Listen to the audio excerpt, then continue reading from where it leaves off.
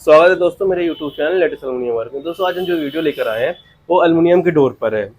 Normal जो घर होता है उसमें बाथरूम में और टॉयलेट में पानी की समस्या होती है, तो ऐसा आपको दरवाज़ा लगवाना होगा जो वाटर प्रूफ भी हो और दीमक प्रूफ भी हो।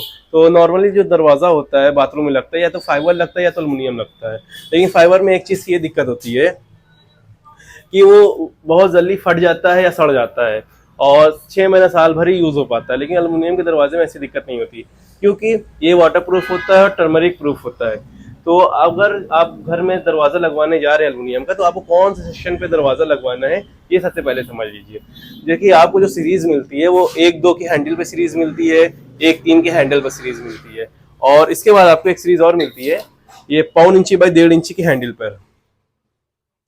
तो आप अगर चौखट के साथ लगवा रहे हैं तो आप तीनों में से कोई भी दरवाजा लगा सकते हैं। सबसे सस्ता दरवाजा आपको ये 1.5 पे मिलेगा चौखट के साथ 4,000 रुपए का। और फिर इसके बाद आपको 1-2 के सेक्शन पे मिलेगा,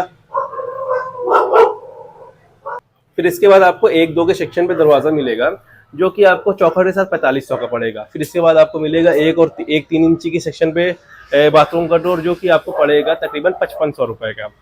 अगर आपके घर में चौखट लगी हुई हो, जैसे इंगल की हो या लकड़ी की चौखट आपकी लगी हुई है, तो आपको कौन सा दरवाजा लगवाना है। तो उस पर जब आपको इंगल और चौखट लगी होगी या तो आप 1-2 का दरवाजा लगवा लीजिए या तो आप 1-3 का दरवाजा लगवा लीजिए, क्योंकि इसकी जो मोटाई होती है वो 1 इंची होती है जो कब्जे पे जाके आसान अच्छे से बैठ जाती है और जो पल्ला होता है वो लटकता नहीं है। जबकि 1.25 में क्या होता है, ये 1.25 इंची का ये चौड़ाई सी 1.25 इंची होती है और जो कब्जा होता है वो 1 इंची का होता है। जो पेच होता है वो सही से बैठ नहीं पाता, इसलिए 1.25 इंची का दरवाजा अगर आपके घर में चौखट लगी हो तो कमजोर पड़ता है।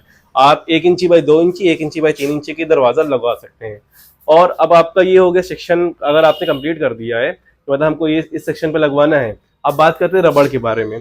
जो रबड़ होती है ये 2 क्वालिटी में आती है। एक तो जो होती है ब्लैक रबड़ होती है जो काली रबड़ टाइप की होती है, और दूसरा होती है ये व्हाइट लैलून रबड़। तो दोनों में बेनिफिट क्या होता है कि जो काली रबड़ होती है आपकी वो जल्दी सूख जाती है और गिर जाती है और शीट हिलने लगती है। लेकिन जो ये व्हाइट रबड़ होती है ये लाइफ टाइम रबड़ होती है, ये एक बार लगने के बाद कभी खराब नहीं होती है। तो आपने जो मैंने वीडियो में आपको समझाया है वो सारी बातें मुझे लगता है आपको समझ में आ गई होगी।